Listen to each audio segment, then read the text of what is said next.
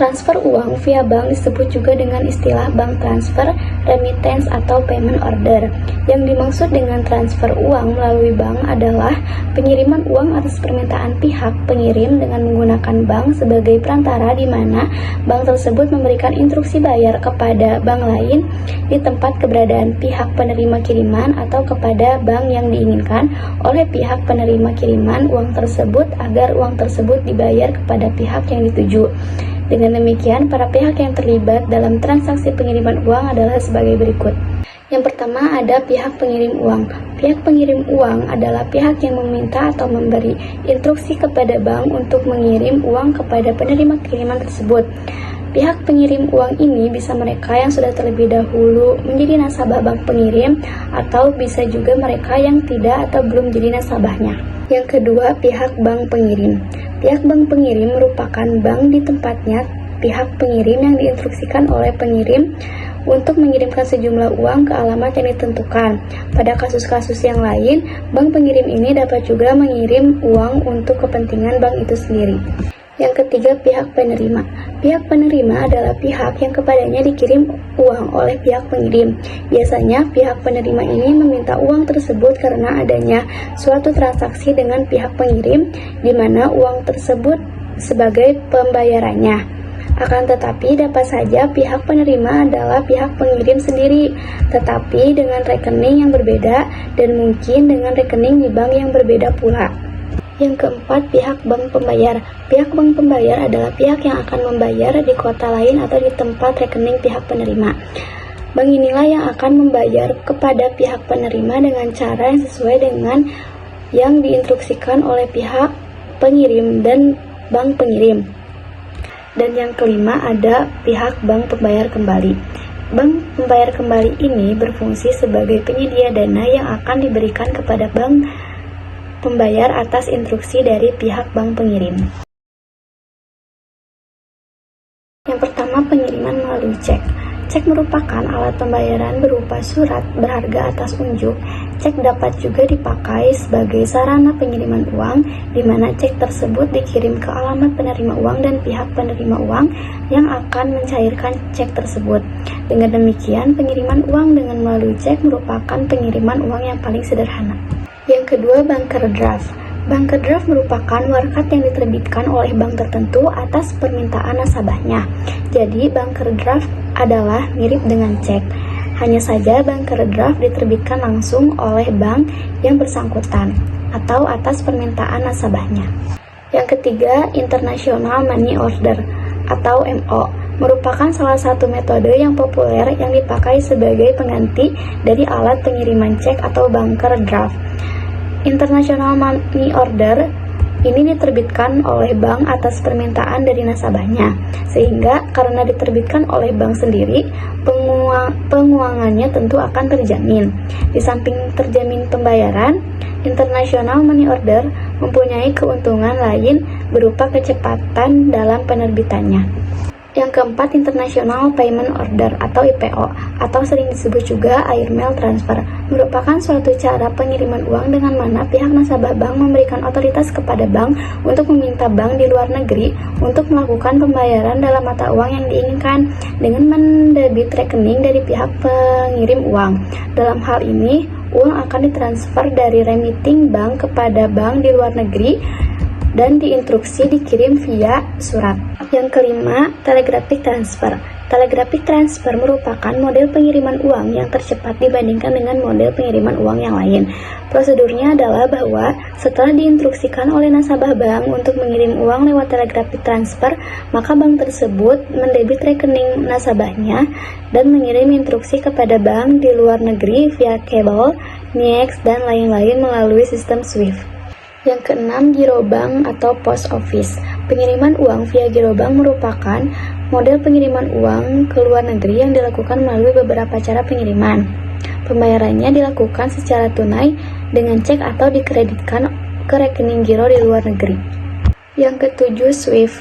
SWIFT adalah singkatan dari Society for Worldwide Interbank Financial Telecommunication, yakni merupakan suatu organisasi internasional yang dibentuk berdasarkan hukum Belgia. SWIFT didirikan dalam tahun 1973 dan mulai beroperasi pada tanggal 9 Mei 1977 dengan tujuan utama untuk mempercepat proses pengiriman uang atau pengiriman berita antar bank atau institusi finansial yang merupakan anggotanya. Nah, dewasa ini para anggota SWIFT dapat memanfaatkan SWIFT antara lain untuk melakukan jasa-jasa perbankan sebagai berikut, yaitu transfer uang, pembayaran internasional, pengiriman berita khusus yang berkenaan dengan pendanaan internasional, pertukaran mata uang, deposito, pinjaman, penagihan, surat berharga, kredit berdokumen, dan lain-lain model transaksi finansial.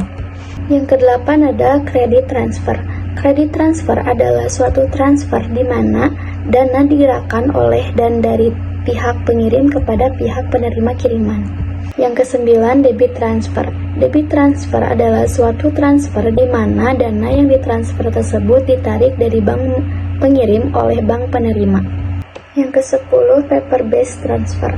Paper-based transfer uang atau mail transfer secara konvensional, yaitu proses transfer dana dengan memakai fisik warkat tertentu sebagai dasar transfer tersebut. Transfer dana secara paper-based ini kemudian sedikit demi sedikit diganti dengan sistem transfer melalui elektronik. Yang ke-11, electronic transfer. Electronic transfer merupakan transfer dana di mana satu atau lebih bagian dalam transfer dana yang dahulu digunakan dengan memakai warkat secara fisik kemudian diganti dengan menggunakannya teknik elektronik. Settlement dalam hal pengiriman uang. Jika misalnya pihak pembayar telah membayar uang kepada pihak penerima transfer berdasarkan instruksi dan bank pengirim, tentu bank pembayar mesti mendapat uangnya dari bank pengirim. Proses settlement ini dibuat antar bank baik secara kasus per kasus ataupun dapat juga dilakukan sekaligus untuk beberapa item. Namun demikian, transfer jumlah besar yang dilakukan lewat clearing house elektronik seperti lewat The Clearing House Interbank Payment System atau CIP di New York atau lewat The Clearing House Automated Payment System atau CHAP di London. Dalam hal ini yang dimaksud dengan net settlement adalah suatu settlement dengan sistem New York di mana dibuat suatu arrangement terhadap beberapa hubungan bank koresponden di antara setiap pasang bank yang ada di dalam network tersebut melalui satu switch. Sedangkan yang dimaksud dengan net settlement adalah juga suatu sistem settlement melalui suatu network tetapi dengan membuat satu kredit atau debit balance untuk setiap partisipasi bank dalam network tersebut untuk total seluruh jumlah yang tercantum dalam seluruh instruksi transfer yang telah dikirim atau diterima dan semua bank partisipasi yang lain, dan jika ada kerugian akan didistribusi atau dibagi-bagi kepada semua bank partisipasi menurut formula yang telah ditentukan. Finalitas dalam transaksi transfer. Yang dimaksud dengan finalitas dalam suatu transaksi transfer adalah waktu di mana transaksi transfer tersebut telah selesai dilakukan sehingga tidak ada satu pihak pun dapat membatalkan transaksi tersebut dan masing-masing pihak secara hukum diwajibkan melaksanakan kewajibannya yang mungkin pada saat itu masih belum dipenuhinya. Tentang kapan sebenarnya menurut hukum suatu transaksi transfer dapat dianggap sudah final, banyak teori hukum untuk itu antara lain sebagai berikut. Yang pertama, dalam hal debit transfer ketika bank pengirim memutuskan untuk membayar transfer tersebut. Yang kedua, dalam hal debit transfer jika dana telah didebit dan rekening pengirim. Yang ketiga, dalam hal debit transfer jika pemberitahuan debit telah dilakukan. Yang keempat, dalam hal debit transfer jika waktu ketika debit masih dapat dibatalkan telah lewat. Yang kelima, dalam hal kredit transfer jika telah dilakukan pemberitahuan tentang kredit tersebut kepada bank pembiaya. Dalam hal kredit transfer jika bank pembayar memutuskan untuk menerima kredit transfer. Yang ketujuh, dalam hal kredit transfer jika dana telah didebit dan rekening pengirim, karena saat itulah pengirim hilang kepemilikan transfer tersebut. Yang kedelapan, dalam hal kredit transfer jika telah dilakukan entry rekening penerima transfer. Yang kesembilan, dalam hal kredit transfer antar bank jika bank telah dikreditkan ke dalam rekening bank penerima. Yang ke-10, dalam hal kredit transfer jika dana telah masuk ke rekening penerima transfer dan tenggang waktu untuk pembatalan telah lewat. Yang ke-11, dalam hal kredit transfer jika pemberitahuan kredit telah disampaikan kepada pihak penerima transfer. Dan yang terakhir, dalam hal kredit transfer jika telah dilakukan pembayaran secara tunai kepada penerima transfer. Electronic Fund Transfer. Electronic transfer merupakan transfer dana di mana satu lebih atau bagian dalam transfer dana yang dahulu digunakan untuk memakai warkat atau transfer secara fisik kemudian diganti dengan menggunakan teknik elektronik.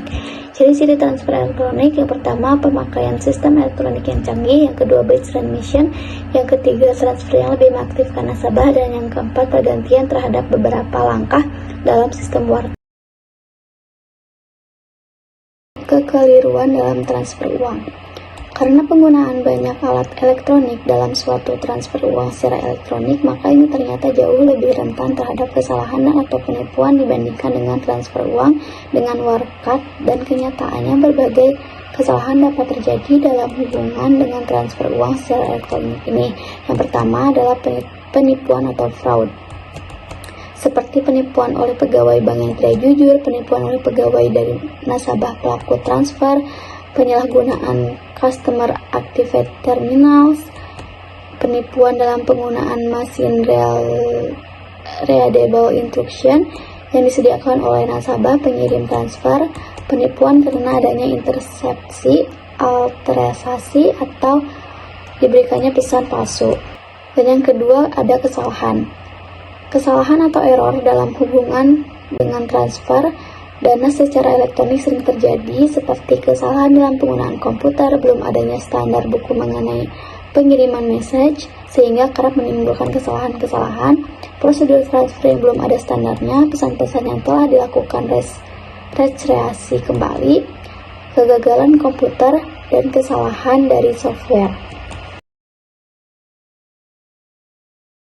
Alas hukum mengenai transfer bank. Dasar hukum tersebut bersumber dari ketentuan-ketentuan berikut. Yang pertama, ketentuan di bidang perbankan. Ketentuan di bidang perbankan memang menyatakan bahwa transfer uang merupakan salah satu kegiatan dari suatu bank, kemudian ketentuan tersebut mendapat penyebarannya dalam berbagai perundang-undangan lainnya di bidang perbankan. Yang kedua, Kitab Undang-Undang Hukum Dagang. Transfer dana dapat dilakukan juga dengan penggunaan surat berharga sebagai sarana pemindahannya, seperti dengan cek atau wesel, maka ketentuan tentang surat berharga dari Kitab Undang-Undang Hukum Dagang ditarik untuk berlaku buat transfer dana seperti itu. Ketiga, Kitab Undang-Undang Hukum Perdata. Kitab Undang-Undang Hukum Perdata juga mengatur tentang berbagai aspek hukum yang berkenaan dengan transfer uang via bank, khususnya yang berkenaan dengan aspek-aspek hukum kontrak. Sebab suatu transfer uang via bank, baik untuk kepentingan nasabah maupun transfer uang untuk kepentingan bank sendiri, diawali dengan suatu kontrak. Beberapa masalah hukum. Yang pertama, masalah hukum yang berhubungan dengan transaksi elektronik. Dan yang kedua, masalah hukum yang berkaitan dengan transfer uang secara elektronik.